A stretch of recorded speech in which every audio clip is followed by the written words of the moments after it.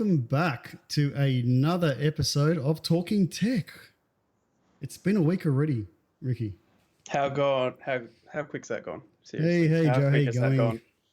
How quick has that gone? Vaughn, how are you? And Deanie, how you going, buddy? G'day, everyone. Happy Tech Tuesday. It is back. Yes, it is. My God. So it's been a really great week so far. We're trying to get through a lot of things here because I'm actually at home today. Just give me 1 second. Someone's calling me. 1 second, guys.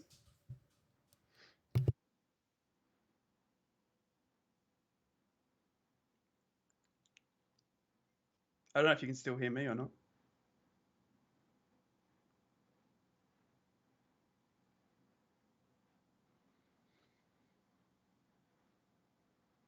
Yeah, we can. Sweet.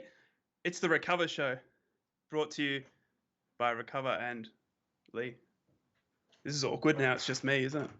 How are we all? I hope you're all fantastic, guys. Happy Tuesday, the 18th of the February 2020. We have got an amazing show for you lined up today. Lee is actually at home. Apologies tonight. He's going to be at home.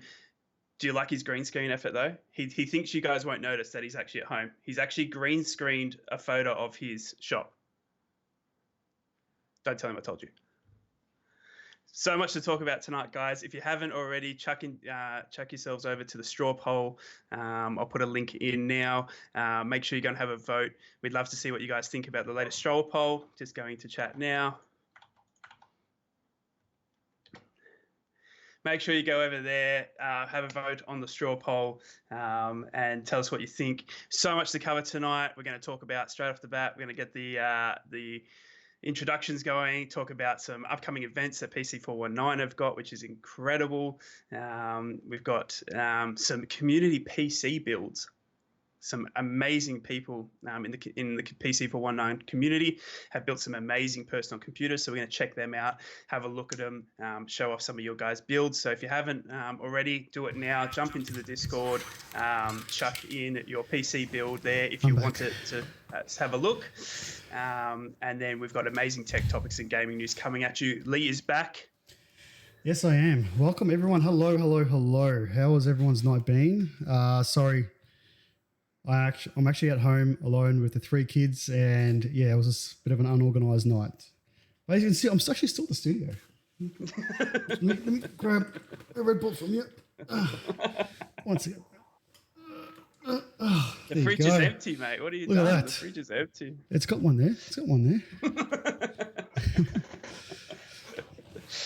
So yeah, starting off the show. Thanks, Rick, for covering for that.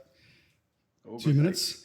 Starting off the show, obviously we got episode 2. Episode 1 was absolutely great for us. We really enjoyed it. I hope you guys did enjoy it as well.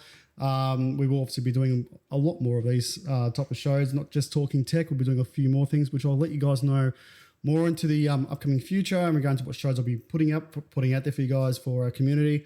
And also we're looking at obviously the PC419 Patreon page as well, which will be more of a back-end style shows where we'll be doing a lot more back stuff with PC419 at the studio and obviously the equipment style. But that's something I'll be talking about later on in the show and hopefully get you guys more involved with that as well. But before we do start the show, we're going to thank once again the sponsors for Talking Tech for this week once again, which is Cooler Master. So for the vast range of keyboards, mice, and cases and power supplies, even liquid cooling, Cooler Master have you covered. Head over to coolermaster.com for all your next hardware needs that requires Cooler Master. And also Blue Designs setting up the Yeti X, which you can hear right now. So Blue Designs have sponsored the Yeti X. The quality mic is fantastic. More info at bluedesigns.com. So head over there for any purchases Australia-wide. And we've got the straw poll for tonight as well. So if you guys haven't seen the straw poll yet, I've linked it in chat for everyone to have another look at. Oh, have you linked it already? Yep, linked it already. Awesome.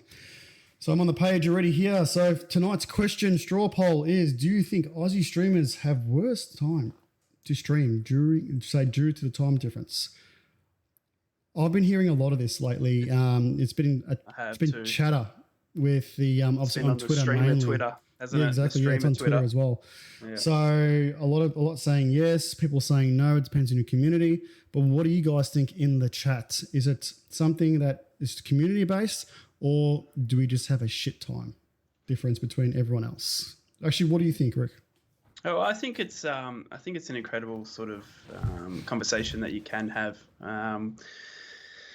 Look, I've always been a community-driven streamer, I guess you could say. I'm always about bringing in the right people rather than the wrong people. I think the time difference definitely does hurt in terms of the amount of viewers you can possibly build in. But I think there's great examples of people that are streaming right now that are pulling in some amazing numbers, and it's bad time difference. I mean, I think Summit, if I look now, Summit's live now, so there's some big channels still going right now. So look, I think I voted for myself is depending on the community you build, no matter the time difference, and I completely agree with that. And I think once people connect with you and who you are, that they'll hopefully they'll stick around no matter what time you go on. That's right, exactly. Well, that's what I think as well. It is community-based. So if your community doesn't follow you or community doesn't obviously back you up, no matter what time you are, if obviously you're going to grab that demographic, if it's the Australian side or Australia, New Zealand or APAC region, or if it's even some of the US. So, but I do notice that most of the streamers tend to sort of try and stream later at night to try and grab that early morning US times as well. So yeah, at this stage here, I've got to say that having that sort of community backing in Australia is really what you need. And obviously, like with PC419, maybe a bit different to obviously to Rycover's channel, because we have obviously the reviews, we've got our Twitch, and then we've also got our esports division. We do grab a vast range of community bases, but they're all separate. They don't sort of intertwine. Exactly. Some do, some don't, but they sort of don't intertwine. Like most of example, you get some of the Twitch streamers that will watch reviews, obviously for hardware knowledge and so forth. But then you get an esports side where most of them don't care about anything but hardware, Exactly. And they obviously might have their own channel on Twitch or so forth because obviously they're playing the game that they love. But 9 out of 10, a lot of the esports players have no idea about hardware at all, which is pretty silly to be honest, because without the hardware you're playing, you won't know if you need better hardware to play whatever game you're playing. But I'm still seeing it till today. A lot of kids that don't know anything about hardware, but just love playing games. Yep, no, I completely agree with that. And I think you're absolutely right with the PC419. When you've got such a spread demographic within your community, it'd be hard to sort of, capture everyone's interests all at once. But I think that's another great thing about having such a large community is that you can bring different people in and exactly. appeal to a wider demographic. So. Yeah, no, I agree, and that's the reason why I brought it up, because that's one of the questions I was actually being asked a few times actually, and the question was, how do we find PC419 as a esports organization, sponsored streamers, and then also as a reviewer myself as an influencer, and they're like, well, which part of the demographic are you grabbing? I'm like, well, like I said, they're actually really separate. They love to obviously see some hardware reviews, but then most of the times, like if it's CS:GO or R6, they won't do that at all. It'll be completely separate, and they just don't want to see it. Yep. So it's like I said, it's not something where people may or may not like it. So it all depends on, like we said, the demographic and your community. If you're good with the community, and obviously you stick to your schedules, your streams, and so forth, then 100% you'll get a good backing. Yeah, but my schedule is horrible. So was mine lately, to be honest. This is probably like my second episode scheduled out properly, where I'll be looking at streaming. So yeah, I can definitely see that 100%. Yeah.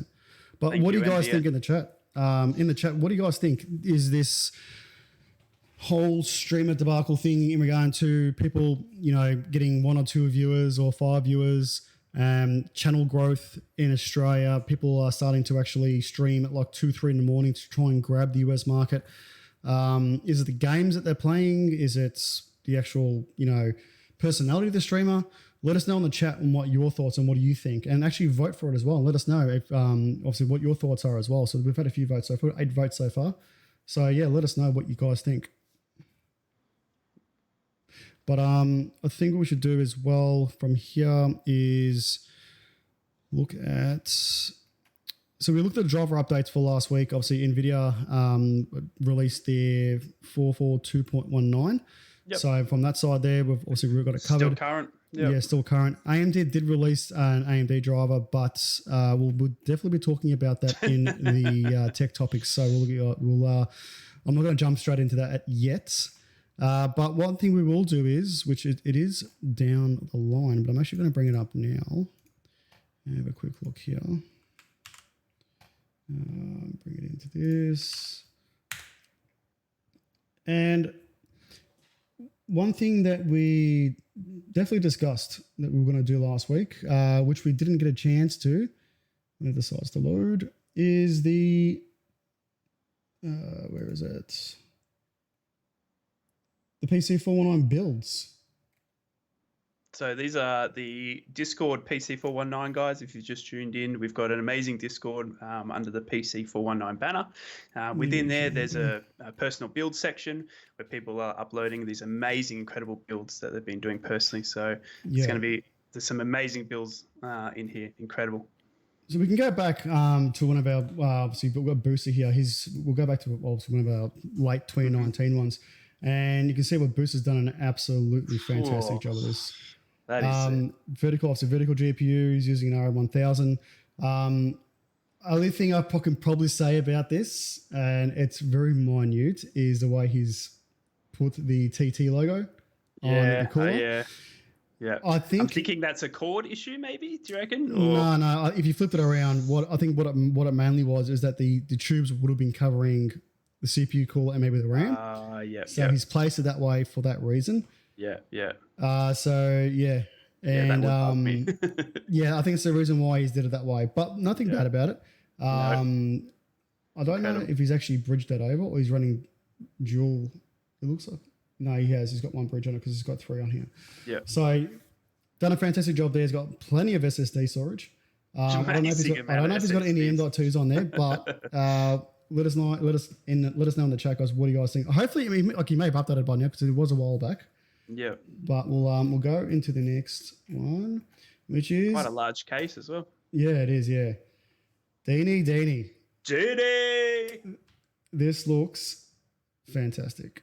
Yeah, good job. Has there been any changes to this, Deanie, since you've done this? Let me know in the chat if you have changed anything from here.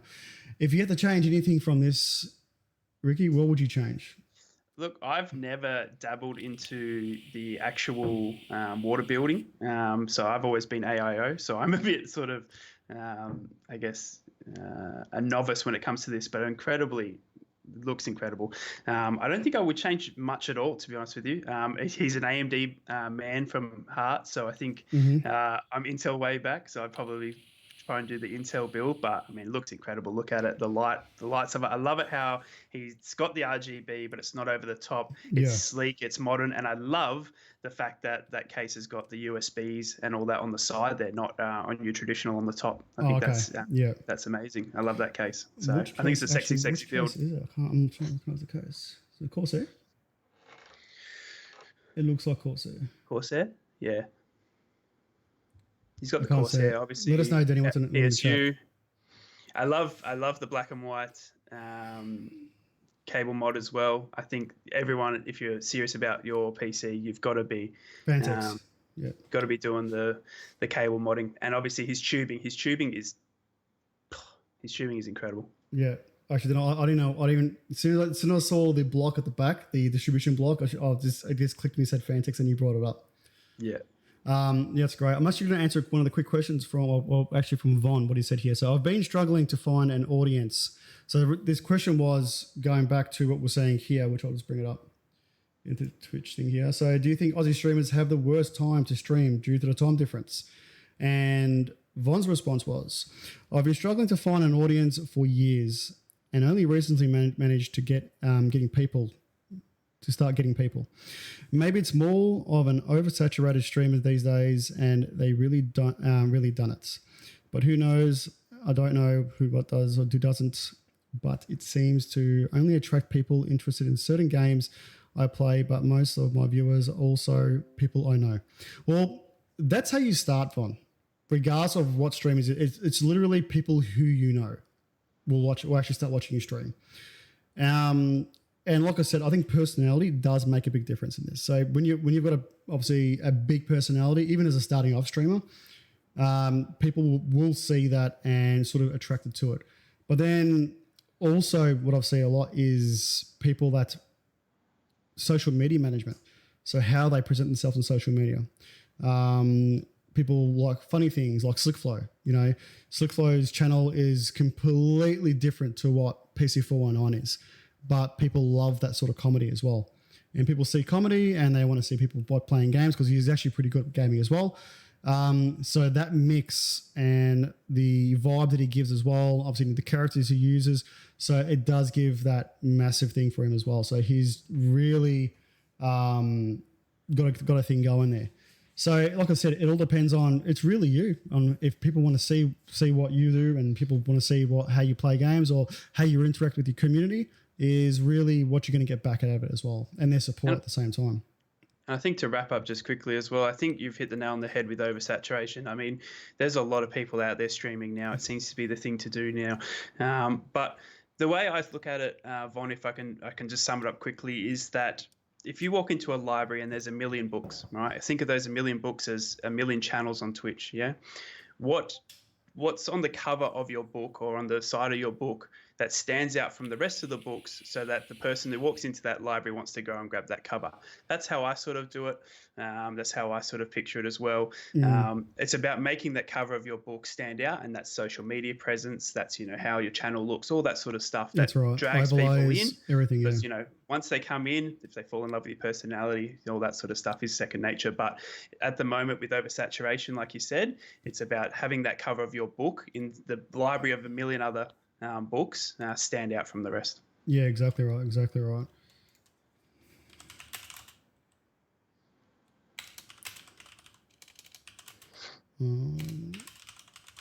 I love this Batman poster. So this is Mephisto, Marks. I'm not sure he's in here tonight because I know he's got weekly bowling, so I don't know if he's going to make it in tonight or not. But this is Mark's complete setup. Now he does play Star Citizen a lot. He's a massive Star Citizen fan. He's been trying to get me into it for a while now. I've actually got my Warthog set up, but it's been playing up, so I've just got to wait until I get a replacement unit. But as you can see here, Mark has done an absolutely fantastic job, and he's also a very big Aorus fan. Very big Aorus fan, yeah. But what do you guys think of Mark's setup so far? What do you see that you could change, or would you leave everything the way it is? Is there something you would change? So let us know in the chat. But Rick, what are your thoughts on this one? I love the desk space. I think the more desk space you can have, the better. So I love how wide his desk is to be able to spread out. I love the monitor setup with the big monitor in the center. Yeah. He's got it gives me that really cockpit feel. And, as you were saying, Mark's one of the biggest advocates for Star Citizen outside of their he definitely is. Outside of their promotion team. Yeah. I swear I always say to him, they've got to get him on board for promoting the game because he gets everyone involved. But I love the red and black look. And again, as I said straight off the bat, I love the Batman thing. It's just clean, a lot of space. Mm-hmm. It looks really good. I'll bring it a bit down to see a better picture of that. Oh, it's not working for some reason. I don't know why. Got the foot pedals underneath for the yeah. I'm trying to grab a better picture, but it's not grabbing that one for some reason. But this one comes up all right. So looking at that myself, I've actually got a desk just as big as his, but unfortunately I've got my rig here, and then I've got my son's rig right next to me. So I've got my son's rig there, my rig's here, then I've got my daughter's behind me behind the green screen here. And I didn't think it would be taking this much space in my study, but unfortunately, kids see me playing on the PC, or actually being on the PC now, and they want to do exactly the same thing. So got to do what you got to do. But exactly. If you got the space, use it definitely. But if you don't, you do what you can, I guess. Yeah, that's exactly right. That's exactly right. But what I can see from here, I've liked the way he's done his setup. Obviously, he's got the bigger monitor in the middle, and then you've got the two small ones on the side there. For me personally, this may give me a bit of OCD, not having all the same size, but it's not bad. It's not a bad setup the way he's done it. But it's very clean. Can't make a complaint about it. And he's got the pedals at the same time here as well, which is good. And then amazingly well done. Yeah, exactly. And then we've got Skip the G, which is nice, clean, very clean. This is something where obviously you can only fit one monitor in, so he's got no choice in here. But it's a very just simple, clean setup. I can't say his desktop because it's always shown the top of the desk, but you really can't say much more about it, to be honest, bar from it just being simple, clean. Maybe it would have gone wireless headset, if you just, even though you've got the cables going at the back there, which is back here. But maybe it would have gone wireless headset, but unfortunately, wasn't it picking up the whole thing? Give me the shits now. I can't move it around, which is even worse. Yeah, definitely one of the cleanest setups I've seen. And obviously white brings out even more of a clean look. The mask in the back creeps me out. I keep looking at that, just going, what's going on there? It is a bit of an eye-catching, isn't it? Yeah, it does. I can see it here as well. It's a bit eye-catching. Watching if it's watching me, but I love the setup. I love how clean it is. I definitely think that if you could have, if he wants to, if it's probably not his thing, but maybe a keyboard, wireless mouse, just to get all cables off the desk and make it completely clean, would be amazing. And if you guys are wondering, Codemaster, so the reason why I've nicknamed the Codemaster is that he's been giving away codes on the PC419 general chat. So it's for Steam, it's been for Humble Bumble as well. Yep. So it's been great. So I've nicknamed him to Codemaster. It's very generous of you. Make sure PC419 Discord to get some of those codes. He's been great. But that is well, guys. Like I said, if you join the PC419 Discord channel and you want to put your rigs on here, we'll showcase your rigs. If you get a couple more for next week, all well and good. If not, we'll wait until we get a few more on there, and then we'll start posting up onto the Talking Tech chats. So all right. So apart from that, let's go to the first topic, I think, for tonight. Let's give me 1 second. I'll bring that up now. All right. So I believe the first topic for the show is the NZXT new Kraken IO series coolers. I am a big fan of this. Big fan. So I saw this for obviously CES. I saw the hype around it, and obviously the main hype around it. Look, their pump system and their pumps and rads are pretty much exactly the same. They're the Aztec pumps, but what we see different here is the LCD screen, or the LED screen I've got on with the is it an LCD? So I believe it's an LCD display. Yeah, LCD. There you go. So it's an LCD display, which you can put anything you want. Bar from obviously having the NZXT liquid cooling, so what temperature you're showing, it actually is another screen, and you can actually customize it how you like. And that's one thing that a lot of people will have to put on here as well, which pretty much most of the vendors today are actually doing this. And there's a few more out that have actually got this design as well. But this looks very clean and slick. So, but performance-wise, compared to the Kraken I've got at the studio, I don't think to be much of a difference between them. No, I think it'd be exactly the same. Yeah, particularly aesthetically, we're looking at, obviously this is what you're looking for aesthetically, and what you'll be able to change it as well. And then also using the NZXT software to change whatever color you want, your RGB. But particularly people were looking at this mainly for the screen on the actual cooler itself. Or the pump. Yeah, I think a lot of I've seen a lot of builds, especially in the States, especially when it comes to NZXT, that have often put in a little LCD screen aftermarket sort of thing to have all their their CPU usage, all that sort of stuff displayed. So I think this is an amazing sort of venture from NZXT. I think you're absolutely right. I think that the core of it is the same. In terms of what you could put on the LCD screen, I thought it was like you could put YouTube or anything onto it, but I think it's just an animated GIF at the moment. But obviously the NZXT Cam is capable of displaying. It says it right there. It can display the health, and I use NZX Cam now and love it.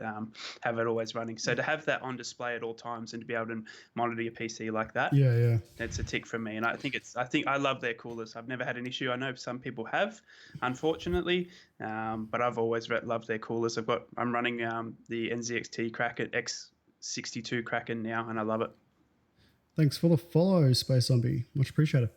So looking at this and sort of the features you'll be able to do, it is mainly aesthetically. Like I said, the Kraken series coolers I had it for a good 8 months running the was actually the test bench for the studio, and had no problems whatsoever. So running the X299 on there, had the 7960X, I think it was, CPU. So, and it always ran cool all the time, and it actually ran Talking Tech for a good year coming up to it. So, which was good. Yeah, I know a lot of people, unfortunately, have had issues with them, but I couldn't recommend them highly enough. What issues were they looking at? Because the main one I said was pump failures.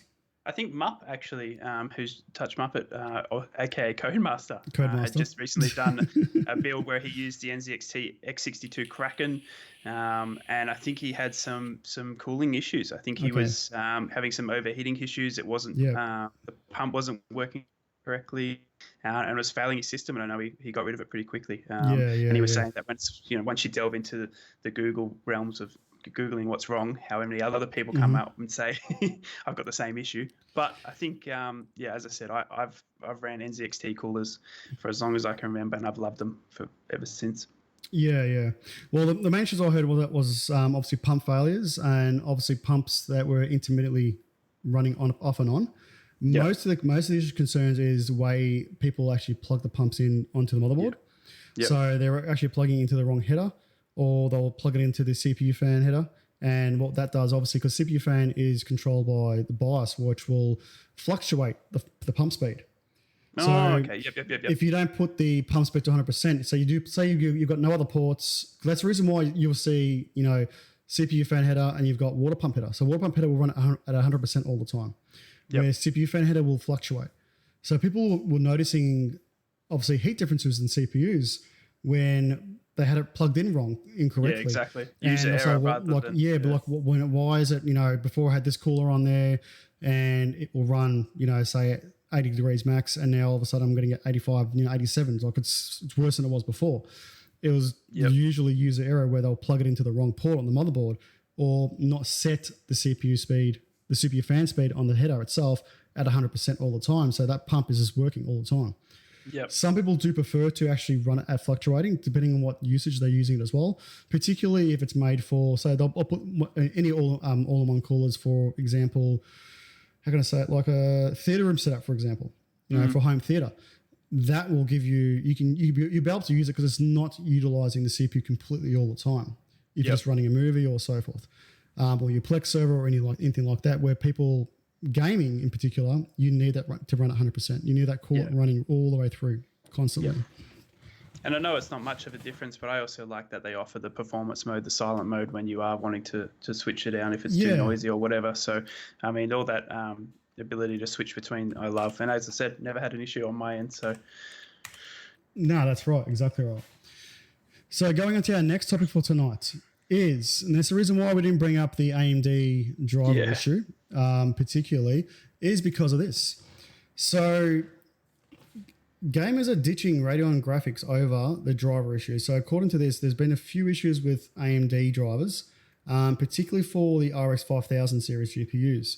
So 5600 and 5700 and 5700 XT. People are saying that they're getting problems, obviously, in games. They're getting problems trying to get particular display drivers working. They've got to reset display drivers, Windows errors, Windows updates that it's causing the driver issue. Now, there has been a few fixes on here saying, obviously, to use the display driver uninstaller tool, but would you go for all this hassle knowingly before buying an AMD graphics card to actually buy an AMD graphics card? It's a great question, isn't it? And I think, look, definitely one of the other issues that some people are pointing out is that they're getting green screen and pink screen issues. I mean, I've said to you this before the show that I'm an NVIDIA Intel fanboy from way back and have never ventured out into AMD, but I know I was, in reading the article, I'm pretty sure the editor said that, out of I think he said he bought 12 cards, and out of the 12, he had issues with around 9 of them. So, I mean, it's not a good percentage when, you're coupling it with that amount of errors. That's right. And I think NVIDIA, when the thing that I've noticed a lot on the forums and feedback and all that sort of stuff is that AMD seem to take a lot of time to get their issues sorted, where NVIDIA seem to get it sorted quite quickly. So I think in terms of, waiting around for a fix, if you're an AMD user, it seems that it's taking a lot longer, where NVIDIA seem to, smash out a quick fix and get it happening pretty quickly. And that's what I like. So. And I think that's the main issue as well, that with AMD particularly, like they've come out guns blazing with their CPU and APU range. And now with the 5700 series or the 5000 series graphics cards, is not a bad graphics card. For 1080p gaming, Ultra, you got yourself covered there. But the main problem they've got into this is they're losing a lot of high-end staff members, engineers, to Intel, to NVIDIA, that obviously would help rectify the issue. I'm not saying that they can't do it, but this particular case here, and also releasing a video card that has a dodgy VBIOS from factory, which they make you update on a day of purchase. And also a lot of reviewers out there had major problems with this, where the day before of the release, that they were flashing all the VBIOSes to get this problem fixed up, which will obviously bump up the speeds, obviously give you a bit more FPS and better performance. But then the first driver or second driver that gets released with this VBIOS installed, you're getting problems already with it. And I think that's the reason why a lot of people do hold out for AMD graphics cards if they're well worth it or not. Or you can go and buy yourself a 1660 Ti or a 2060 or a 2070. So yeah, I think that's the main problem today that they've got, where they need to be on the ball and give themselves at least a couple of weeks of benchmarking, hardware testing, to make sure that, we are good for a release. This is the BIOS we're releasing it. Or no, we've got to fix it all up before it gets released out. But I can understand they're all boxed up. They're at retail stores, a couple of days before, ready for sale. Usually retail stores will get it maybe 24 hours before, 2 days before sale, if they're lucky. So by that time, it's already too late, and obviously this issues have occurred. But the main problem they're getting is that they're giving these cards to reviewers, and reviewers are probably working on it maybe 2 or 3 days, 4 days before the release, and all those problems start occurring. Like, well, we need to fix this up straight away. How can we do it? Well, it's too late. And I think that definitely they're shooting themselves in the foot by not holding it back. It's releasing it too early when there is obviously I think they've come out and publicly acknowledged that they're like, we know this thing's got issues, and we know that you're getting black screens and pink screens, and we're sorry for that. The temporary workaround is disabling hardware acceleration. I think it says in there as well. I think that's what was then one of the steps was to disable hardware acceleration in applications. Exactly. In the background.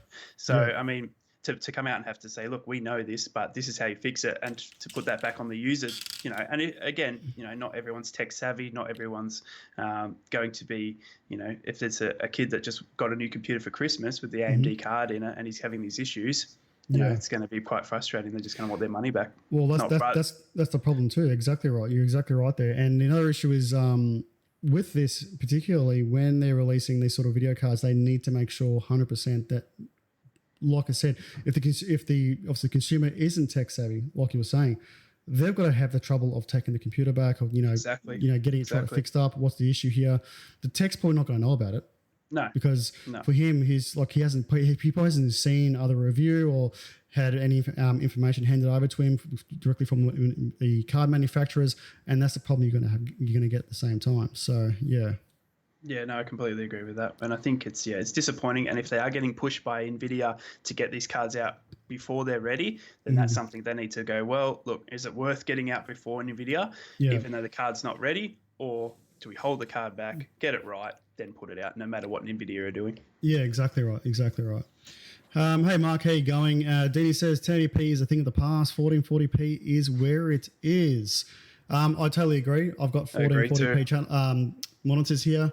So I've got 3 PG279Qs, and to be honest, at this stage, I will probably not change them unless something else radical becomes available on the market. It's actually worthwhile me changing. Hey, Andy, how you going? I know I was waving at you guys, but we'll talk at the same time. And Fox, how you going, buddy? So that is it for the AMD driver issue. So if you had to go and buy Uncle Wookie, hello. That's an awesome name. I love it. Wookie. Yeah. So if in this case here, would you go and buy an AMD graphics card knowingly that you might get a dud out of the box, and knowingly that you got to flash the VBIOS straight out of the box if it hasn't been flashed already yet. So I don't know if they've removed the boxes, obviously removed the graphics card of the boxes and done a swap over it with the suppliers, or literally it's luck of the draw. If you got one ready to go, or you've got to go through this whole thing. So yeah, I don't know. Definitely frustrating. Frustrating. Yeah, exactly right. As if you were a non-techie person that had no idea how to flash VBIOSes, you would be pretty pissed off. You'd be frustrated, definitely, and it's a lot of money for people. Especially if you're a father buying it for your son or whatever that is. You know what I mean? Like, it's just frustrating. I love how Mark just said he'll scream at his parents anyway. Kids these days. Totally agree. You know what? It's definitely true. Definitely true. But so going to our next topic for tonight, we've got which I've got a few comparison in here, which obviously you guys can't even see it, but I'm actually going to zoom it out a bit. There we go. That's a bit better. So Samsung had their big release last week, and they've got the Samsung Galaxy S20, which I've actually chosen the Ultra here because it is a top mobile. But is it enough for anyone here in the chat to actually update to the new Samsung Galaxy S20 or S20 Ultra, the Z Flip, which I haven't mentioned here because I'm probably going to be talking about it next week. In this case here, bar from the price difference, obviously you got, for some reason, it came in euro and it's in US dollars. So it's roughly about 3,000 Australian. And I'm not joking for the S20. So Samsung S20 Ultra. I mean, I'm completely out of my depth here. I am an iPhone baby. I use it because all my family use it and stuff like that. So when it comes to Android and Samsung, I wish you all the best. So 3,000. Yeah. So it looks like here it is. It comes up if I do say Samsung Ultra. Samsung. 1 second. Samsung S20 Ultra. Well, for some reason, Telstra wants like 3,100 for it, but it's going to Officeworks here, looking at nearly $2,000 mobile. I don't know.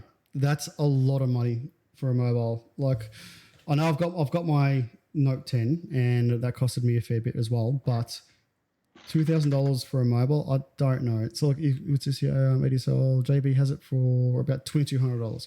$2,200. For a phone, man. Yeah. Gone are the days of Snake on the old Nokias, mate, when you're spending $2,000 on bloody Samsung. That's incredible. Yeah. Got a question from Uncle Wookie. Sorry, Lee. Question for you, lads. I've got the new Death Adder Vision V2 mouse, and it keeps cutting out. Any quick fixes, Lee? I actually had an issue. I actually had the Death Adder, and the issue I had with that was the sensor itself. You can try and see if there's a firmware update to actually fix that with the Razer software. If that doesn't fix it, try a different mouse pad. If that doesn't fix it, blow out the sensor. If it's brand new, I know it's brand new, but for some reason I did have dust in my sensor, which actually ended up fixing the problem.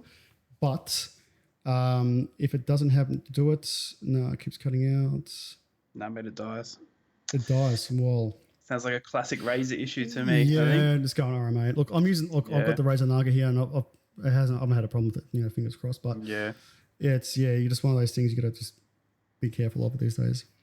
Unfortunately, at Wookiee, it doesn't sound like it's going to be an easy fix, mate, if it's dying. There could be a USB issue, anything like that. So I think obviously I'd be going back to Razer first and foremost, mate. If it's brand new, returning it, getting a swap, you might have got a dud. Unfortunately, with tech, some come out of the factory good, some come out bad. Yeah.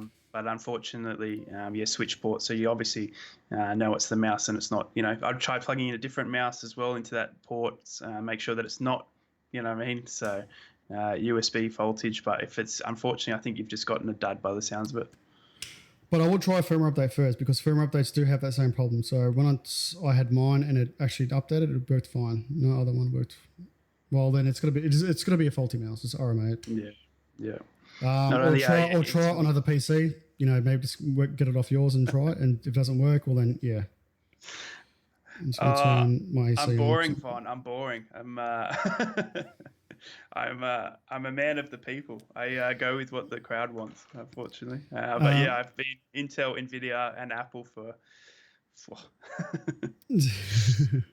Let me go back to here. Actually, we had There's a question about this jumped on me. Sorry, Deanie. Deanie's plans for no, it wasn't that one. Stay safe. For some reason, my chat just flew up. I don't know what it was. So back to Von. Yeah, so we were saying sometimes only Intel and NVIDIA. Oh, yeah. Well, I'm not going to go back to Rick. So he's a full green NVIDIA fanboy and Team Blue and Apple. It's a great combination. Sorry, I'm actually turning my aircon on because I'm fucking boiling here. Just give me a sec, guys. All right, so that's on. Okay. Common question: should Stu come back to gaming? Stu should come back to gaming. Back to World of Warcraft. I actually know Stu personally. So Uncle said the switched ports came out last Friday. No, the other one worked. Tried it. Stay. You sassy mofo. Okay. All right. It's inside joke, that one. They're calling me it? Stay. Stay used to be the World of Warcraft name of all my characters. Used to be Stay Cool or Stay whatever. Oh, so, really? Yeah, yeah. I get called Stay from a few of the old school bays for a long time. Yeah. Thanks for the follow to the Flaco. Much appreciated. So S20. Let's go back to the comparison screen. Which actually, what Apple do you have? What is it? What else? So I got the iPhone 8 Plus. I'm pretty sure I like the bigger screen. I definitely don't think I'll go any higher on the Apple iPhone for that because a lot of the features my wife just got updated to a new one, and it was I'm not too happy with it. So I'm pretty happy to stay at the iPhone 8. If I was to change and go to Android, I think it'd have to be for me the Google. I love the Google Pixel. I think the camera and all that looks fantastic. So if I was to make the switch, I'd probably definitely go for the Google Pixel. But I've never been there, and I just love the iMessages and the group chats and all that sort of stuff. I find with work and all my family and all that sort of stuff, it's just too easy to step away from. Yeah.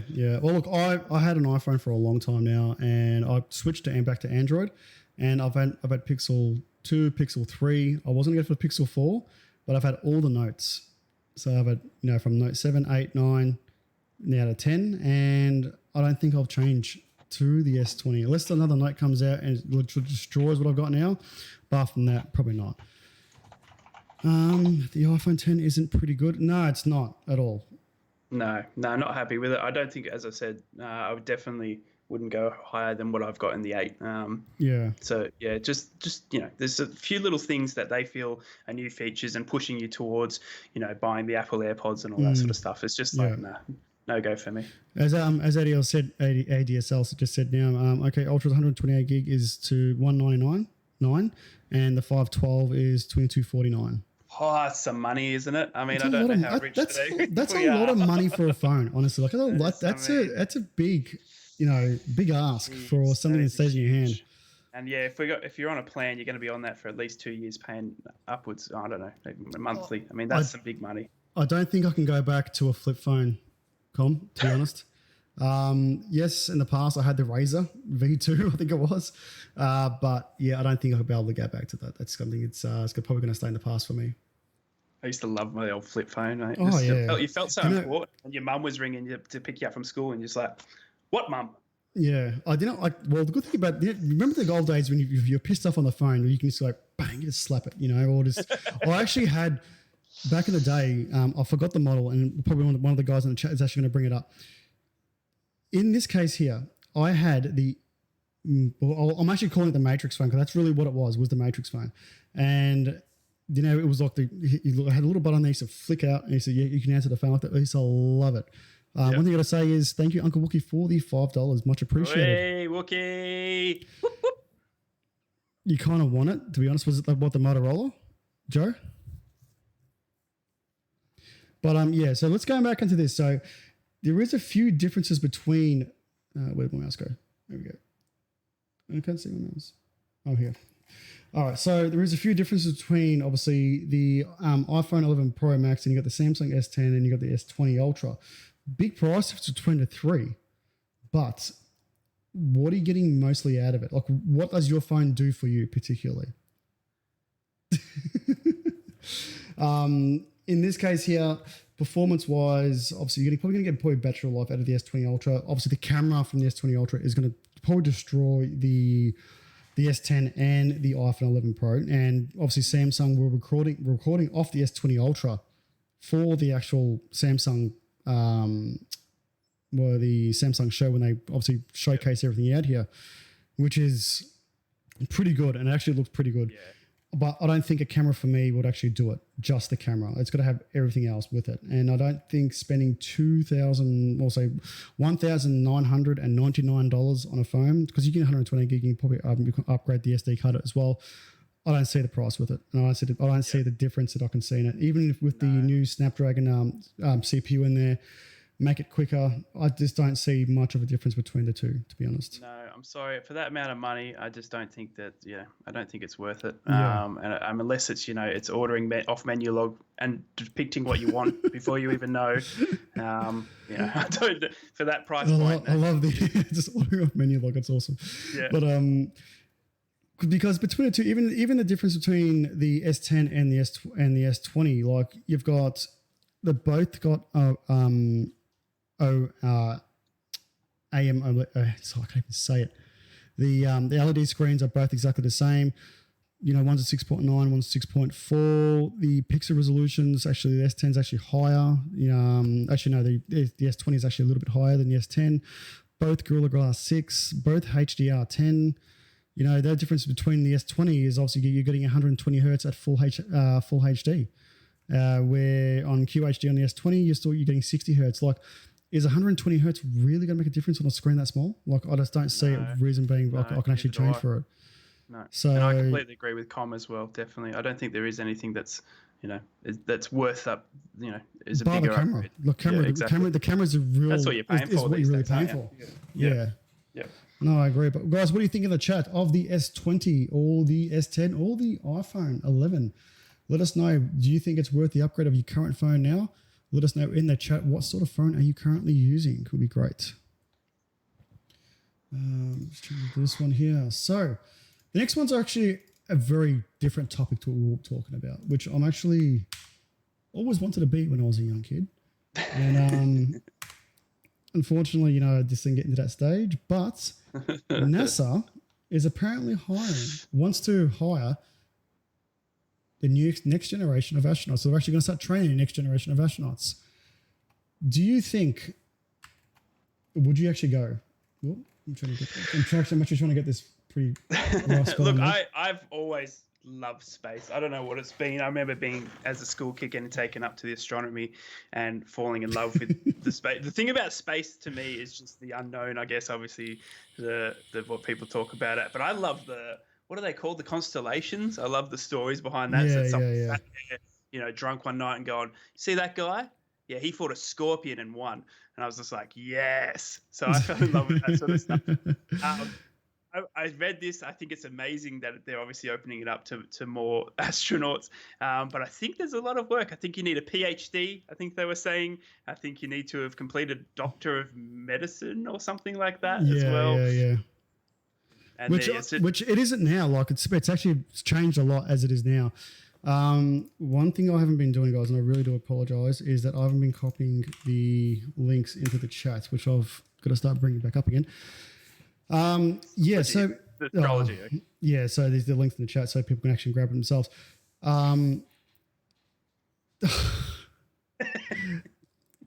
Becoming an astronaut to go to Mars, and exactly right what ADSL said as well. So wasn't there a big marketing stunt with NASA looking for people to go to Mars? Yes, there was. And the US government is going to pour in, or trying to pour in, a lot of money into this to get back into the space race. I don't know why all of a sudden, it's been 40, 50 years since they went to the moon, and now all of a sudden they just want to start, redoing it again. But I think the main reason is because you got Elon Musk and Richard Branson, where they've got the money to actually fund this, build their own rockets, and actually go into space, where it will not be just, example, government funded. It will actually be privatized, so people can actually go wherever they want. And I think what they're trying to do now is, we'll go from Earth to the moon, build some sort of space, moon base, for example, to actually get that locked in and say, all right, well, no one can go on here because we own it, for example, in that case there. And it will sort of stop the privatization of space travel. Yep. And obviously the US wants to be the number one, regardless of what they want to be. So they want to be the first people to get to Mars, one of the first people, to actually have a space moon base and so forth. And I think this is a really good opportunity where it's people have been asking for it to go back into space, and actually bringing up this sort of, we'll say gimmick in regard to bringing, doing the next generation of astronauts. Is it really worth it? Are people going to be doing it? I don't know. Like, you've got people probably think, oh, I'm not smart enough to go up there, but it's particularly the training you have as well, and it depends on what you really want to do. Talk. And space, yeah. Marquis, the Star Citizen, you're opening up a bucket of worms for Mark. Yeah, he is. No, I completely agree. And I think you're absolutely right. You hit the nail on the head there with America wanting to be number one. I mean, do America, as in NASA, do they mind if it's Elon Musk or NASA? I think obviously NASA still want to be the first people to do and venture out, but Elon Musk is making some amazing steps forward to be, to make, like you said, to privatize space travel. Exactly right. Exactly right. If that's a thing in my lifetime, then would I do it? I don't know. I'm a boots on the ground type of guy, but Uncle Wookie wants to go in. He hates people apparently because I don't like people because I want in. He wants to go to space. One of the reasons why I love sort of space, particularly most of the shows that I obviously do watch, obviously science fiction, and particularly one show that actually really got me hooked many years ago, and I'm actually rewatching the series now, is Stargate. Yep. I love the way they just sort of off topic where they've integrated Earth's history and brought in the Stargate series, particularly from the movie, from that side, and made it everything. And the way the writers did Stargate was simply perfect. And I've got to give them. I'm spewing the show, like the show and the series is finished of SG1 and Atlantis and SGU as well, but they need to bring that back for one. But I think that's one of the reasons why I want to be an astronaut back in the day, is because, particularly not because of obviously Stargate itself, is that space travel for me just obviously to finally meet, if it is anyone out there or anything else out there that we can see, is going to be the next thing. And I'm pretty sure this is the reason why. And I've got a gut feeling they've actually, even Star Trek, I'm a Star Trek fan as well. I think personally they've actually found something on Mars, and now it's like, you know what, we need to get there first before someone else gets there and discovers it. It's either going to be some sort of raw material, or they've actually found something there.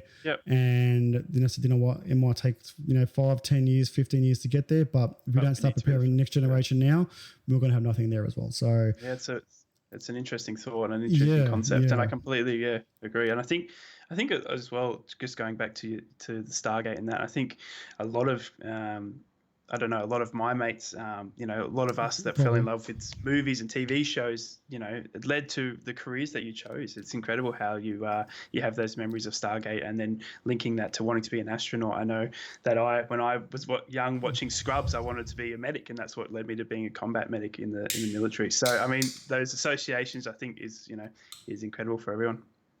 That was loud. So why do you think America went? Because Russia was doing it first? Yeah, of course. It's the only reason why. US wants to be first at everything.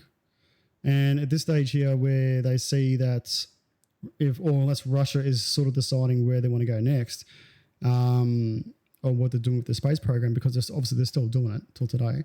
I don't know why the reason, bar from the money factor that the NASA was spending with their space program, don't know why they would have changed and left it where it is, because those shuttles were fantastic, even though obviously they had issues with obviously one or two blowing up. But that's something that can happen. It could be a mistake. It could be just a faulty part or so forth. Yeah. Things do happen. And that's the reason why, it's one of those things do stop. Yeah. But guys, what do you think of the chat? Is this one thing for you? Would you put your hand up to become an astronaut for NASA?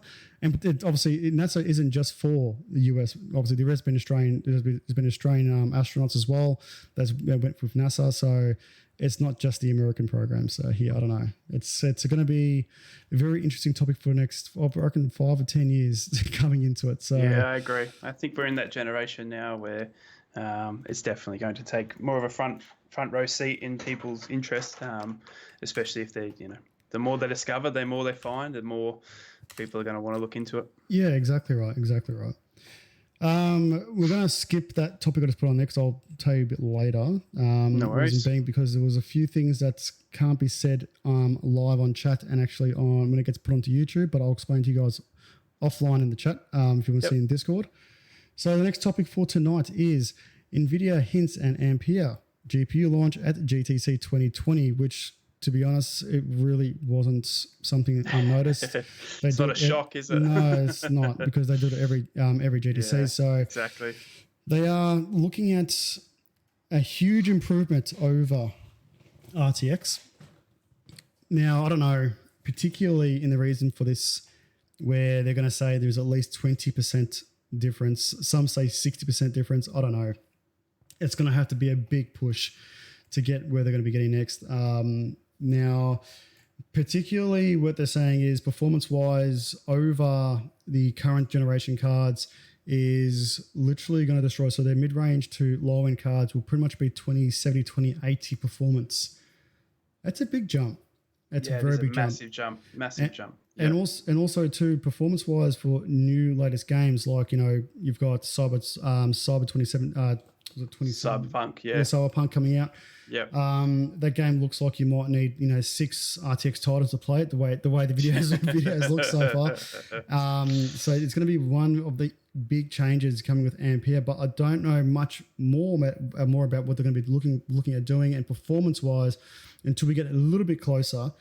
But if you can say here, if you're looking at least 50% increase on all things considered of watt to watt, so less power but more performance.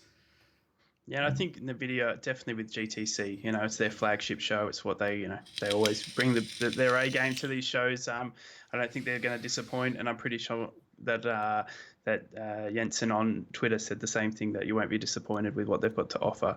I think you're absolutely right. I think the more we get into 2020, into 2021 as well, there's going to be a need for these, these more powerful GPUs, and I think NVIDIA is going to be leading the front from that for definitely. And I think we got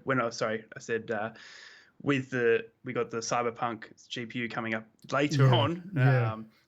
But with that game, you can tell that you're going to need some serious power for that. And I think NVIDIA are going to lead the charge on that one. They already have with, I don't see an AMD Cyberpunk card. So. Not yet at all. Yeah, so. We'll go to some of the chats here. So, hell yeah, I want to go to space, but only if I can be called cosmonaut. No, that'd be great. All right, now the Turing GPUs are capable of ray tracing at 1080p 30 FPS for light to moderate path ray tracing workloads. Ampere GPU will be able to go further, which I definitely agree there. But how much further are we looking at doing? So even if we're able to get, example, say 1080p at say 60 to 70 on full ray tracing, it's good. But I think Turing should be like that now. Mm-hmm. I think we should be getting at least probably 140 to 150 FPS with ray tracing on with the Ampere cards. If they're not achieving those sort of if they're not achieving sort of that FPS rate, I don't see much of a big jump between Turing and Ampere. Like if you're not using ray tracing. Yeah, no, I agree. You've got to have, it's got to be a massive jump, and it's got to be what they sort of what they're engineered for the games that they're actually playing. So it's no use trying to bring something out that's obviously going to bring you 20-30% difference in ray tracing, but it gives you a 7% difference without ray tracing. People want ray tracing now. That's the whole thing about it now, especially with the new AMD cards and the Intel GPUs going to be releasing, where it's going to be software rated with ray tracing. NVIDIA will have to have that massive jump of at least 50% over its rivals to keep them in the game with ray tracing on. And I think it's a good question by Mark. Is ray tracing even that great, though, with how modern games look already? And I think that's an incredible, It does. Ray tracing, that does make a big difference, Rick. Like, especially if you play, obviously the new Star Wars games, the reflections you get from ray tracing, it's that immersiveness behind it. And that's the reason why ray tracing is really there. It's literal to make the game as real as possible. It depends on how you see the game. Yeah, yeah, And that's the problem too. Some people don't care. Like some people just don't really give a shit about ray tracing. Like I don't really care about it. It's giving me less performance. I don't really care how it looks. It looks fantastic as it is now. I'm playing on ultra, so I don't need it. More expensive. Yeah. Well, yeah, I have seen Star Citizen with ray tracing. There he is. Yeah, the promotion. There you go. It looks great without ray tracing, but can you imagine with ray tracing on? Like you would see the difference. There's a lot of future games coming out that are going to be able to use that technology as well to their benefit as well. So in terms of when Cyberpunk comes out, the difference that has, to be able to be brought out on current systems, but then also be brought out with ray tracing. I mean, if the technology's there, why wouldn't they use it? And if it makes the game look that much better to the average eye, then why wouldn't you? But at what cost, at what system cost is it worth having to rebuild your old PC just for the one game to play it at the absolute best? Yeah. That's going to be all down to personal preference. No, exactly right. So that's what it's going to come down to is people willing to spend the money just for ray tracing. Yeah. And if AMD release their new GPUs, which they're going to be releasing it, and it's going to be software ray tracing, is that going to be more than enough? Like people will say, you know what, I'm going to spend less of $300-400 than buying an NVIDIA card. I'm going to have software ray tracing. So if I've got a single game I want to play and I want to use it for ray tracing, well then I'll be able to do that still have the same FPS as the new Ampere cards. Yeah, exactly. Or close to it anyway, like 5% difference or 10% difference. Yeah, exactly. I think when AMD released their cards and then you got NVIDIA releasing their cards at GTC, you're going to see a very big difference between the two, particularly in graphics performance. But look, I'm not saying AMD are going to sort of drop the ball on the new graphics cards, which I hope they don't, because NVIDIA do need someone against them that's going to obviously pull their weight up. Completely agree. But you never know in this case if it's going to happen or not. And to have NVIDIA to have AMD right behind them, pushing them to be further, it only helps the consumer as well. Yeah. I mean, if NVIDIA were the only ones out there bringing out this sort of technology and not being pushed, then they could put a price point on these cards that were astronomical, and you'd have to pay for it if that's what you want. Yeah, but exactly. AMD level out the playing field. They bring NVIDIA in check, and they're trying to beat each other. But they're not only trying to beat each other with their technology, they're also trying to beat each other with price, and then it can come down to that. So that's exactly right. So Professor goes, I'm still getting the 3080 Ti anyway. Look, most likely I'll be getting the same things. I'm running a 2080 Ti at the moment, and I've got no problems whatsoever with it. But for me, particularly as an influencer, obviously you want to get the best card in the market and see what it's actually capable of doing compared to previous generations. But let's look at realistically, AMD has just come out with the 5000 series to match NVIDIA's 20 series. Right before the 30 series comes, are they even close? At the moment, no, they're not. But AMD are going to be releasing their new Navi cards, which are apparently saying they are 2080 Ti, pretty much on par for 2080 Ti, which is already putting them back at this stage because yes, at the time of release, the 2080 Ti's will be the only cards that's actually realistically available for the consumer to buy. So you got that option. But if NVIDIA released their 3000 series a month or 2 months later, that destroys it, that's going to be the other problem for AMD. Their price point has literally got to be, you know what?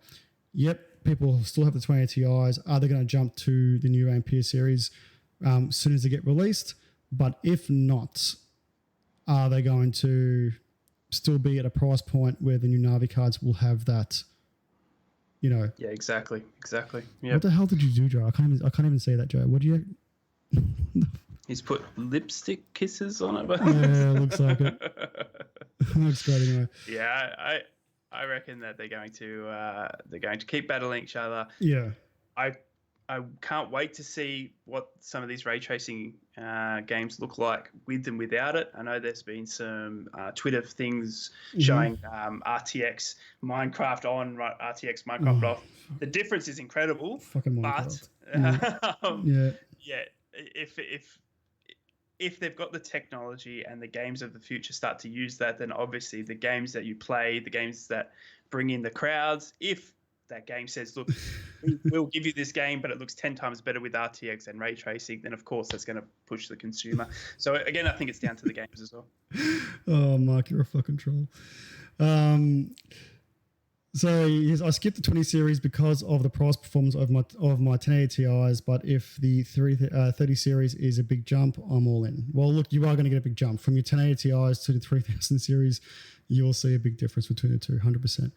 I'm not going to mention that one. You want to get shanked. Look it up. Look it up. On stage, Joe, I need RTX for Age of Empires. Yes, you will. GTC is in March. I think it is. It's usually March, April. I've got it here. Hang on.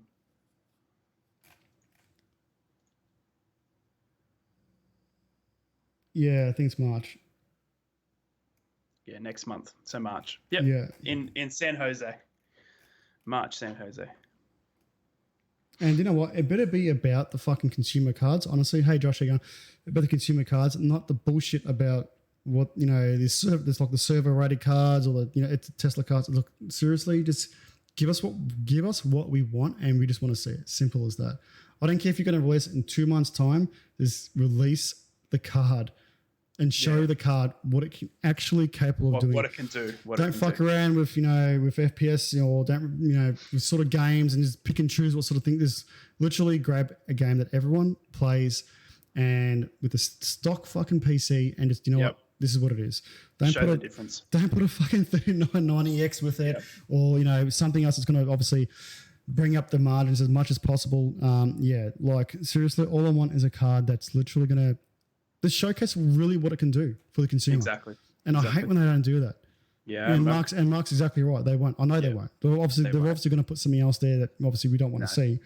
But unless they've got Nvidia's got a special deal with that certain game or that game studio as well, there'd be obviously the copyright issues and that are showing. So I mean, depending on who they're linked up with, it looks like Nvidia and Cyberpunk are going to go close hand in hand in terms of what they're going to be putting out together. So that's going to be our next topic for tonight. It's going to be Nvidia release Cyberpunk 2077 RTX 2080 Ti. But can you buy one? Fuck no. Nope. every Tom, Dick, and Harry has literally gone on to the Nvidia Twitter and Facebook page, mostly bullshitted on the reason why they want this card, and just because it is literally a 2080 Ti with a cyberpunk theme, which you can probably just do yourself, by pulling off the cooler, pulling off the backplate, and making something that obviously is exactly something you can just buy right now.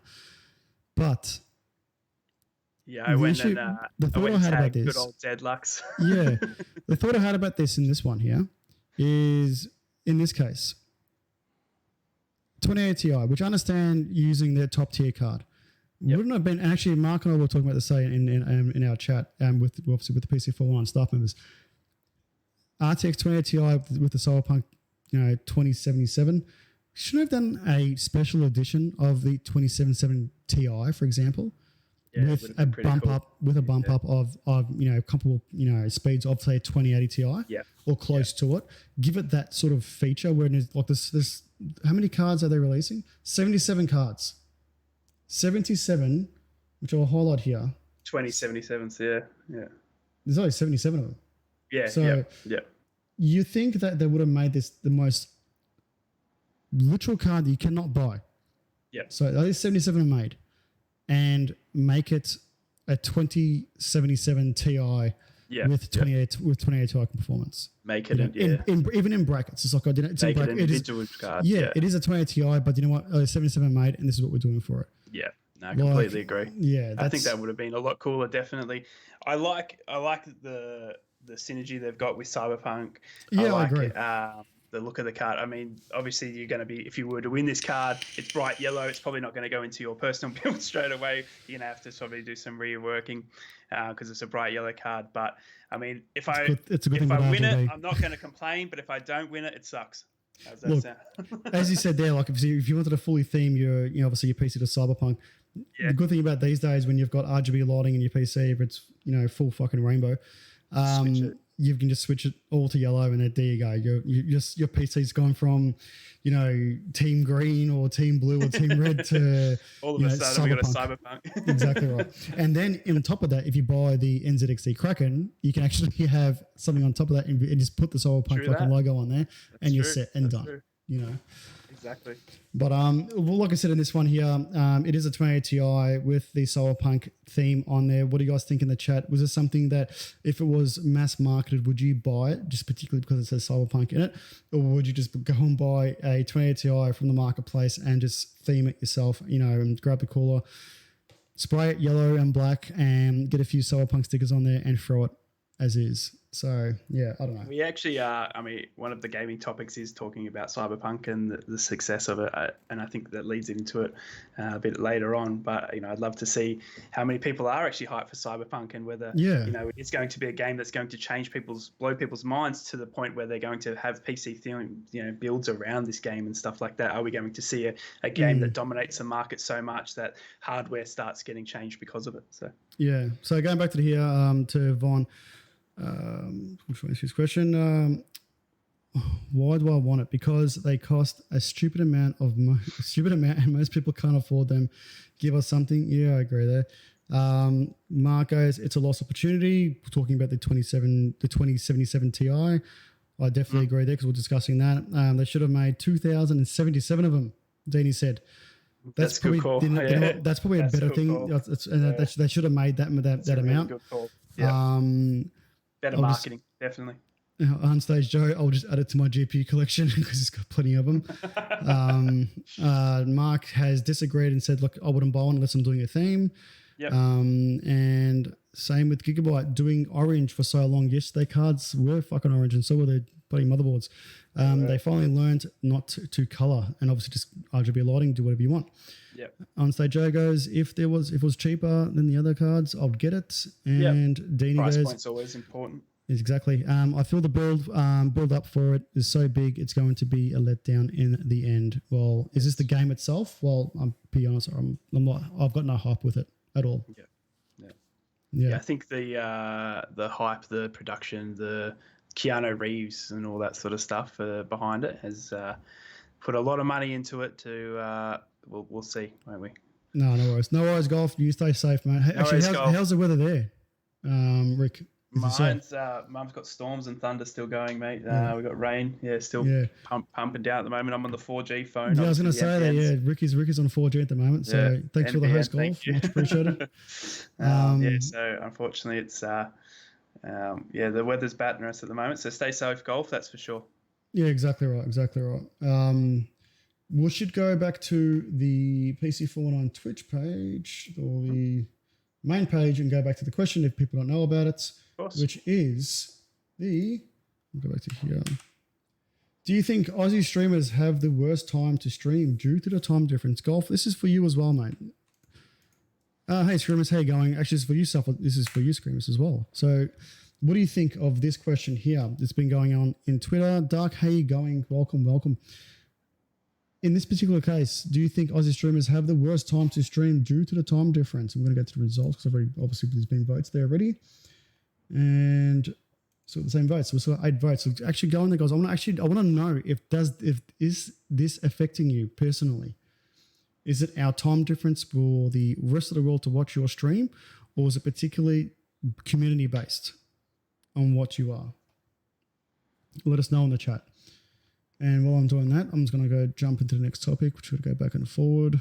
No worries. Yeah, I completely agree, Mark. And that's what I said at the top of the show as well, is that depending on the community you build, I believe that no matter what you do, what time you stream, if you've got the community that want to follow you personally, no matter what you do, I'm sure they'll be behind you. But finding that community and building that community, oversaturation, all that sort of stuff is massive.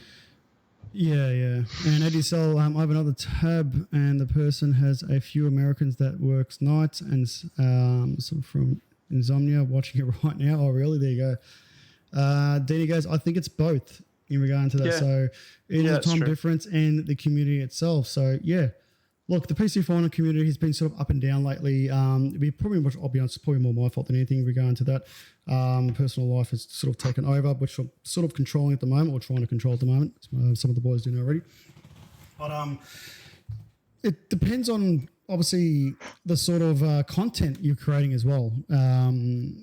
Like, So here you go. Mark goes, Linus has a massive Australian following because of the time he releases his videos. Exactly right. His videos gets released, 7 a.m. for us? I think 8 a.m. So people are watching it going to work, when they get to work, when they're on, obviously just waking up, probably sitting on the toilet doing shit. If they're more, so it's that time difference as well, which makes a big difference. And so if it's 7 a.m. for us, is there prime time for like 5 p.m. their time? Was it? They're not exactly 24 hours behind us. No, 7. I've seen that 7 a.m. is what that nighttime peak. Yeah, that's that nighttime peak. You know what I mean? So, but again, if you're a streamer and you're just starting out, are you able to stream at 7 a.m. in the morning? Do you know what I mean? Are you able to adjust that, your schedule, or when you're starting out, are you just going to be able to stream when you can? And then obviously once you're, if you're getting down, if you're chasing that partnered, if you're chasing, the dream of being a big streamer, obviously, once you get to that point, then you can adjust doing your day streams and stuff like that.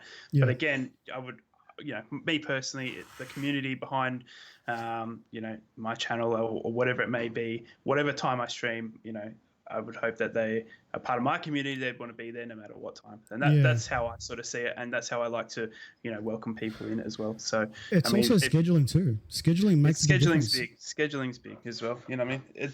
There's so many channels out there that, a couple of days off and it can ruin you for sure. Yeah, exactly right. What else was there? So it was prime for the US for Mark. Screamers goes, I'd say 2 years ago, it was, but now seeing how big and known these streamers platforms are, time zone doesn't really matter. Yeah, it's a good point. Well, it doesn't. It really does. Like I said, it all depends. For me, the question what I was answering is really community based. How well is your community obviously want to be involved with the brand itself, with the streamer? And it's the way you present yourself on stream as well. If you present yourself really well and you've got a sort of persona that everyone likes, they're going to keep watching it no matter what. Yep. If people some people want comedy, some people just hate comedy. Like they don't want comedy on their stream. They just want, I just want to watch this person play. Like just tell you straight out, Shroud is probably the most fucking boringest person to watch on stream, but people watch him because he's a really good player. Exactly. And you're not going to please everyone in life, and when you go even in your work situation in real life, if you were to say that, not everyone's going to get along with each other. It's the nature of life that some people might like you, some people not. Putting yourself out there on streaming is putting yourself out there to be judged by people, whether they like you or not. And, you just, if you are about growing and becoming famous or whatever you want to call it, you just hope that the majority of people connect with you more than the majority that don't. That's exactly right. Yeah. And that's how I see it as well. When I say that, like example, if you got, the Doc versus Shroud, Shroud always had probably that 15, maybe 20,000 more viewers on Twitch when he was on Twitch. But the Doc's stream is completely different. It's so animated. He's, so involved with the game itself and his stream, where Shroud was pretty much just jumping on and just playing. Just chill, play. This is what I'm doing. But then that's the whole point behind it. Like his, background from CSGO is what obviously sort of made him famous to now, and where he's coming in, obviously making a shitload of money now as it is. Yeah. But then the Doc he came out of nowhere, really. He just literally made his character up and his persona, and boom, that's it. That's all it needed.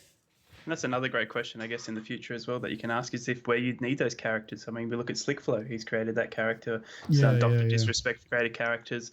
Do you need that character to stand out from the rest? I mean, another question that could be asked in the future. Or exactly. Is being yourself going to be enough these days?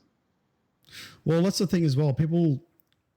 You think people get bored watching just, a sort of standard streamer where, you know what? Why am I going to watch this person? We're not going to go do this myself. Like I'm not getting any entertainment back out of it. Depending on the top of your streams you do as well. So people are going to streams to talk about, obviously, if it's about politics, or if you're going to talk about, if you're just going to play games, or if you're a streamer that, obviously just chats. Depends on the actual gender of the streamer as well. The gender of the streamer can actually make a big difference at the same time. So it does, like you see the just chat sometimes, and you see the people on there, like, I just can't. Sometimes I can't even watch them, really. Yeah. And then, I found Deadluck's channel in there one night. It was pretty crazy, actually. Oh, really? Singlet streamer. I'm a streamer that people do that. Yeah. I'd rather play games than watch games. Well, then, yeah, like I said, it all depends on what you really like, what you really enjoy. And Yeah, exactly. for me, like, don't get me wrong, I like Olivia B, right? She plays StarCraft. Like, I'm a massive StarCraft fan. Sometimes I haven't got the time to actually obviously play StarCraft myself, so I'll watch her because she's a really good StarCraft player, even for a female. And I don't see, not because of her gender in that particular, but you can actually learn because she does play Zerg. That's all she does play. So you can actually learn off the streamers on there. If they're actually professional players and obviously really good at the game as well, the sort of things they do online can give you statistics advantage over when you play online. Obviously, if you're playing, for example, if you are playing StarCraft 2 and you are playing Protoss and you're playing against a Zerg player, 9 out of 10, they're going to get the exact same say she does in game. Yep. So they'll be prepared for it. So a lot of people do watch the game to sort of learn on how the pros play to actually implement it in their own game as well. Yep. So completely agree. Yeah. There's definitely also a market for, the variety streamer, as they call them, and the streamer that sits in the one game the whole time. Exactly. You're building up that following of R6. If you're an R6 streamer, if you're with the Cyberpunk, if you're going to just solely, the audience you're targeting is people that have that unreliant. What's the word I'm trying to say? Just the love for that game to watch, whoever it is playing it, exactly, because they love the game so much. Just quickly, I just want to say a few things. Mr. Panda 92, thank you for the follow, and Melissa 666, thank you very much for the follow, much appreciated. We'll go to the last thing here before we get to the next topic. No worries. So Screamus goes, the quality of the production to people like Barjo and Cardboard Cowboy, which I cannot stand. Yeah. Cardboard Cowboy do it really well. Could be dog crap at the time, at the game, but the production covers that all. And that's what it is too. And honestly, nothing personally against Cardboard Cowboy and Barjo, because they are in their own little realm when they're streaming. I just personally can't watch it. For me, it's just... that is not entertainment for me at all. Fair enough. Yep. That's just my personal opinion. Exactly. Yeah, their entertainment is a completely different realm to what I would personally watch. Yep. No, exactly. And that's what I think I was saying just before. Is you're not going to appeal to everyone. You don't in life. You're not going to appeal to everyone at the party. So you do what you feels right. What you put what you want to into it, and if it's a success, it's a success. Yeah, exactly right. Exactly right. Yeah, and I think you're absolutely right, Screamer. So production quality can be definitely a big selling point as well. But I think that comes with time. Exactly, Mark. So going to our last tech talk for tonight. So G.Skill launches a 256 gig DDR4 3600 CL16 memory kit. Woo! Only 128 gig isn't enough these days. It is not the norm to have 128 gig. So 256 gig is where you're supposed to be. Mr. Dennis, welcome very much. Welcome. It's a 256 gig, 3600 megahertz CL16 memory kit. Back in the day when you had 8 gig, you were the biz. Yep. 16 gig, you were too rich. 32 gig, you were rich. 32 gig these days now is the new norm. It's stock standard. If you haven't got 32 gig, what the fuck are you doing? 64 gig, maybe you're a developer, or you're into streaming, or you're doing, if you're little video edits. 128 gig is sort of insane, really, if you're obviously really into editing. So G.Skill have actually said that this reason why they've launched a 256 gig is because it's been asked by countless customers, why haven't you got a 256 gig kit? Because we want it. It's incredible. And it's really incredible to have like that. I like Danny just said, man, I only just got 32 gig. I am exactly the same. When I built this PC end of last year, I just got the 32 gig RAM. I was like, I'm here. I've just arrived. And now they're already bringing this stuff out. I can't believe it. So another reason why they actually launched this kit as well is because of the new Threadripper platform. It's been designed with the latency for Threadripper as well. So that's one of the particular reasons, because obviously TR40 can actually handle so much RAM. this is one of the reasons why. And they thought, you know what, let's do it for AMD this time. But it's obviously made for the Intel i9 Xe series as well, which can handle up to 256 gig and larger. But really, I just don't see unless you're really going server grade on this, the reason behind it to have 256 gig of fucking RAM. It's ridiculous. I can't see the reasoning or the expenditure that you're going to be going, this is what I need next. And we spoke about this last week on Tech Tuesday about the I think it was with the Threadripper card, is the who your target audience is, of who needs that, how many are there, and who's willing to pay for that. So yeah, that's right. Yeah. It's aimed at AMD. Yeah, exactly. It's really what it's aimed for. Like that's the whole point behind this thing, and I keep forgetting to copy and paste it. Exactly. Yeah, so that's the whole point of this kit. But like I said, to have 256 gig of DDR4 3600 CL16, it's the bragging rights alone would just be enough for me, to be honest. But let us know in the chat. Is it really worth it? Is it a bragging right though? I mean, I feel like if I went into a Discord and say, "Hey guys, I just got the 256 RAM," people in your chat would just be like, "You're an idiot." Pretty much. That's really what it is. Really. Like, at the end of the day, like, is it really worth it? I don't know. Yeah. Like, it's going to be one of those things. What we might do now, we'll go into our gaming topics for tonight. Yep. And speaking of gaming topics, obviously we've got the PC419 Pro Team versus the Staff this Friday. So if you want to watch that game, it's going to be at 8 p.m. Friday AEDT.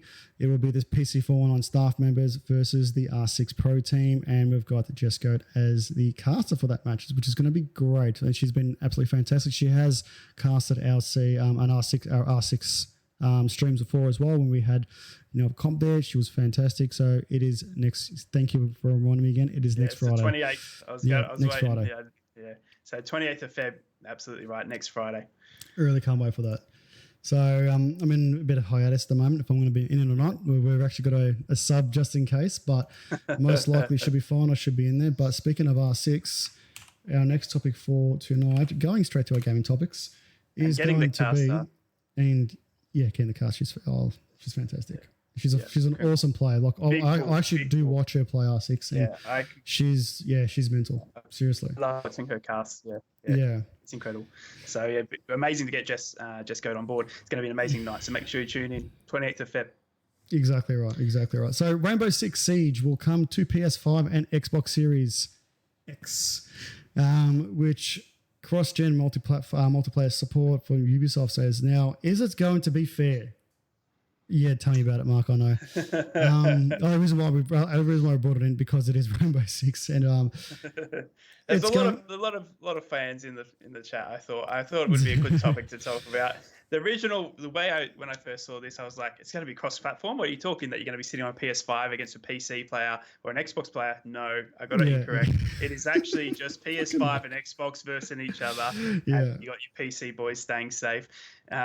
There's been a lot of Rainbow Six news come out this past week. It's been a lot of stuff that's positive. I think they're just completely keeping this game current. And if you're sitting there and playing it on PlayStation 5 and you're versing someone on Xbox, I mean, that's it's going to just increase the player base, increase the possibilities. I think it's a really cool direction they're taking it. But there's I'm only touching at the tip of the iceberg in terms of what was released. You can see the picture there, the two new attack and defenders coming out as well. So I love what they're doing with this game. I love the support they're getting. Operators, operators. I apologize. I don't even play R6 and I know it. So, there you go.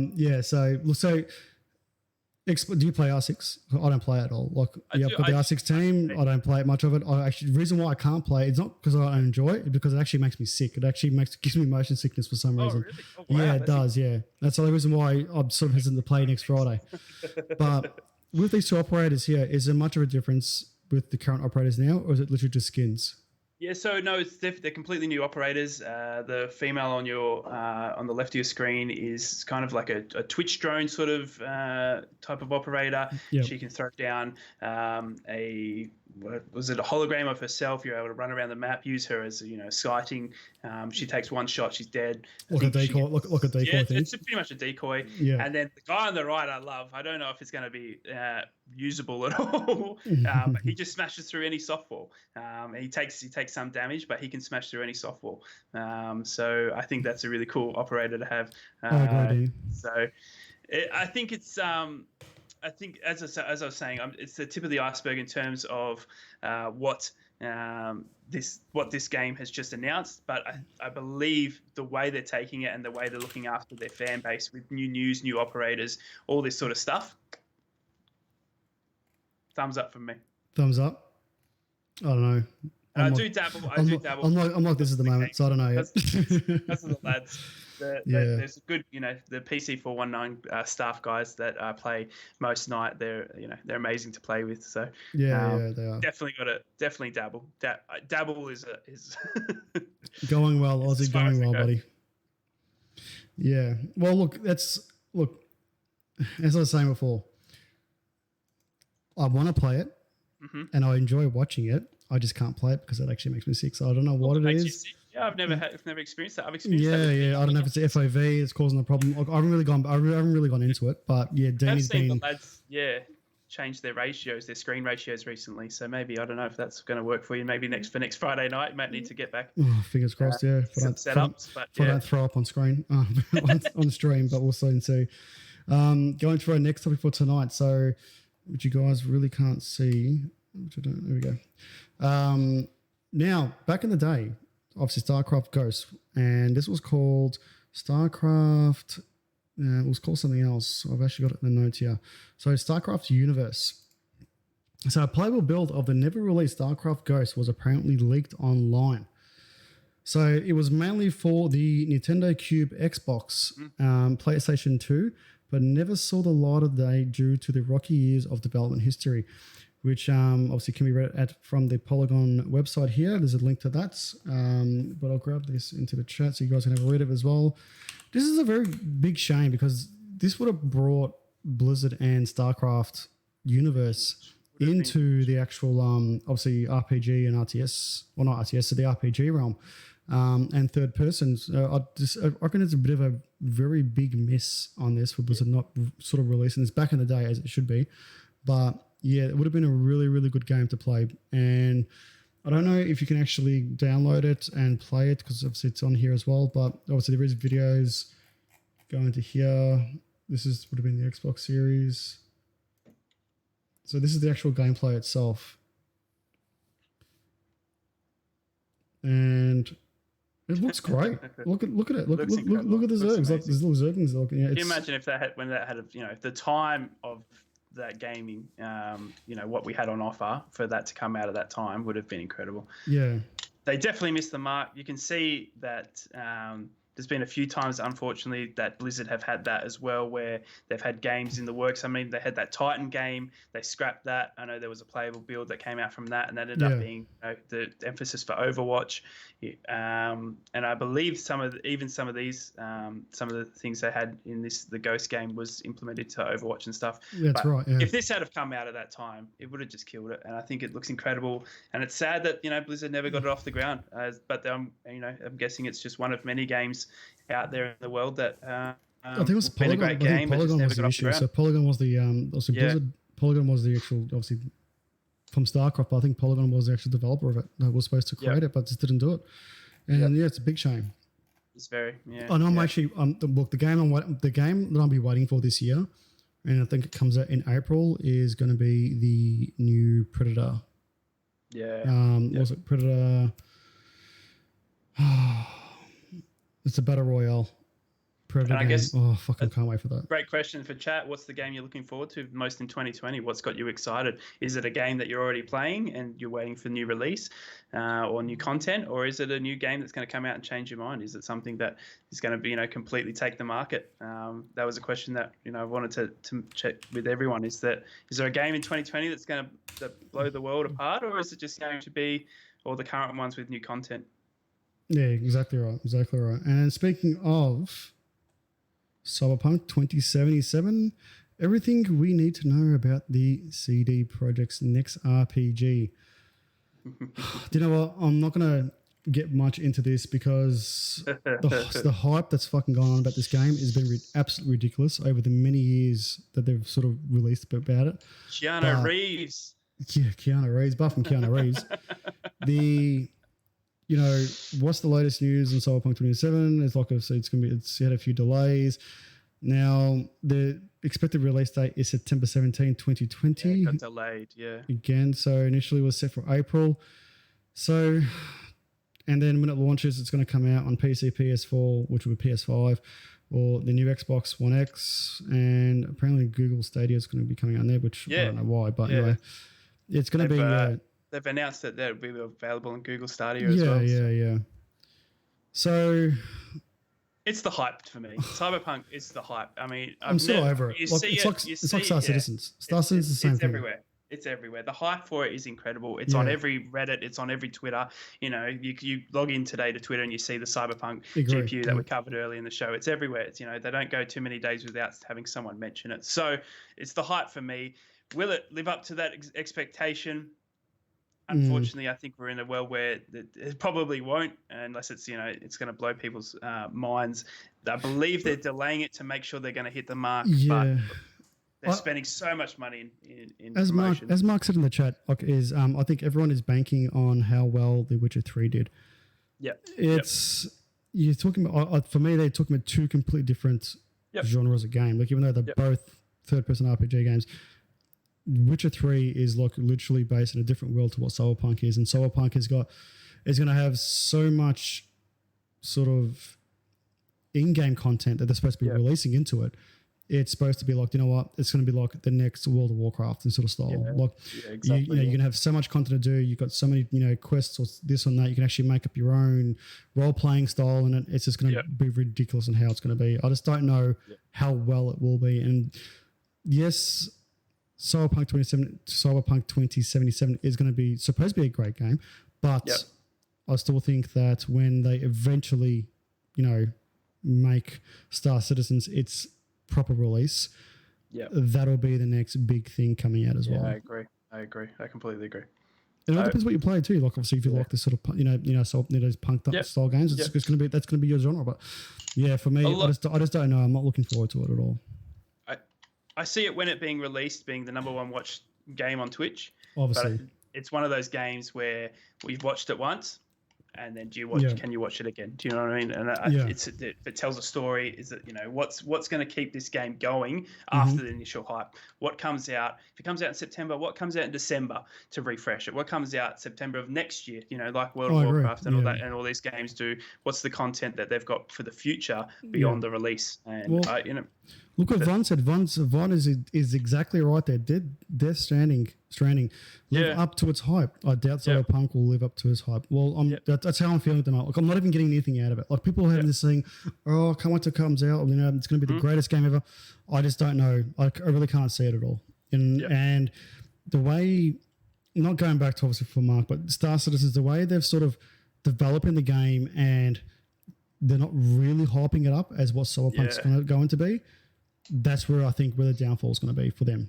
It's going to Star Citizens will sort of take over once they eventually release it and obviously make it bug free, really.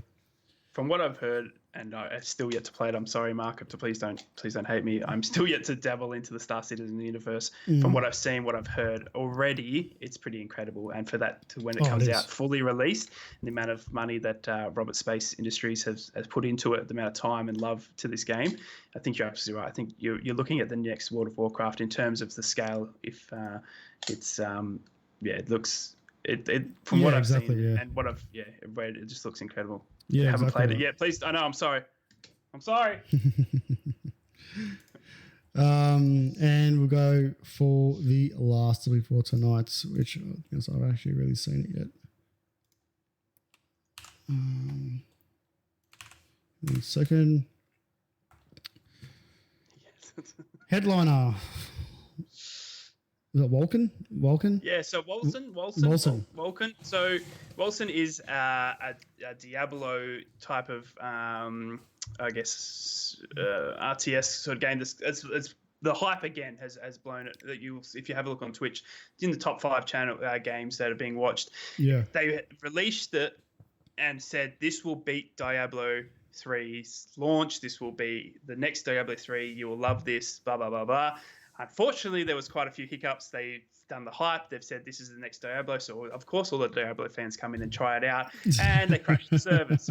So, a lot of people have been speaking, especially in the gaming communities on Reddits and stuff like that, of how poor, unfortunately, Wolcen's launch has gone. But how much promise they can see in the game. So, for those that are out there looking for something that they've been missing in terms of the Diablo 3 players, that type of style of playing, Wolcen's hitting all the marks in terms of when they actually do get in. Unfortunately, that the game's amazing, and it's got some really amazing well, they steps had ahead of it. On launch day, so they spiked up to nearly 100,000 players the day after release, and the servers just couldn't keep up with the demand. Yeah, just crashed the servers. So another launch day flop. I don't think they expected the player base to be that incredible. A lot of the big like anything, once a lot of the big streamers started playing it on Twitch, you saw the Wolcen game get up to top 5 views. Everyone wants to get into it, and you end up just sitting there face palming because you're waiting on a server to connect on a game that you're probably not even sure what it was about until you saw it just being played. So. I'm led to believe. Sorry, I'll be honest. I was trying to think what the hell it was before, but as soon as I was saying this, I knew exactly what it was from the day.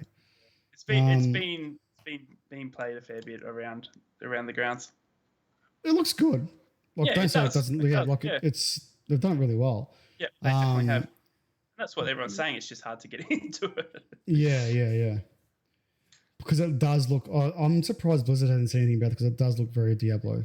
Like it looks so like Diablo. It's ridiculous. Exactly, mate. Exactly. They're calling it the Blizzard killer. So it's exactly Diablo and what I believe they even make on their Twitter feed. The game developers have even jokes, making jokes and sly comments about how Diablo was the core of its heart. Yet nothing. Yeah, I agree. Nothing.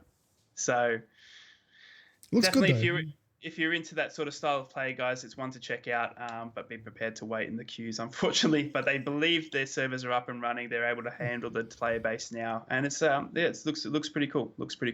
Yeah. I just hope it's not like Diablo where when you complete the whole game again, then you got to do it in hell mode or whatever the hell it is. Or mayhem, you can say Lords of Mayhem.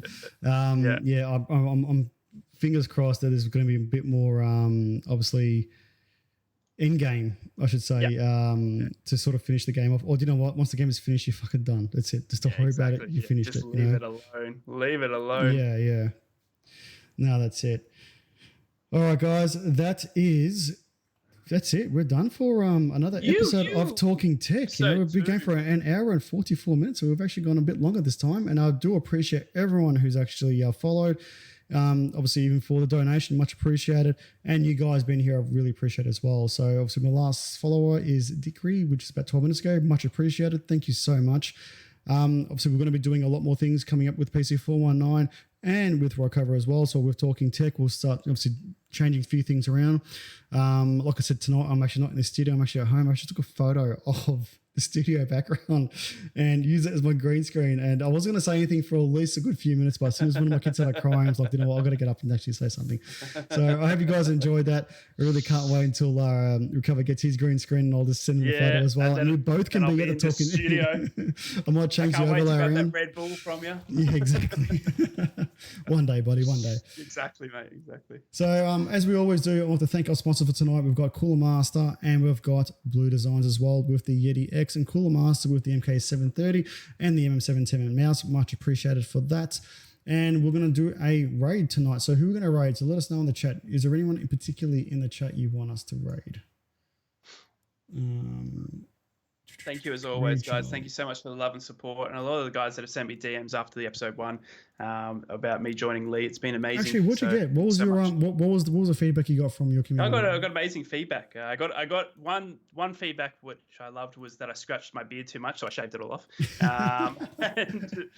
It was honestly, it was all positive. I think there was a lot of nerves in that coming into my first show last week. I think definitely settling in though. I think it's, we're having a lot of fun, and I think we're starting to bounce off each other quite well. So I'm really enjoying it, guys, and I hope you are too. I'm loving being here every Tuesday, and as I said, I used to do it on my channel, so it's amazing to be able to sit down with someone that knows tech and can we can bounce stuff off each other, and it's amazing.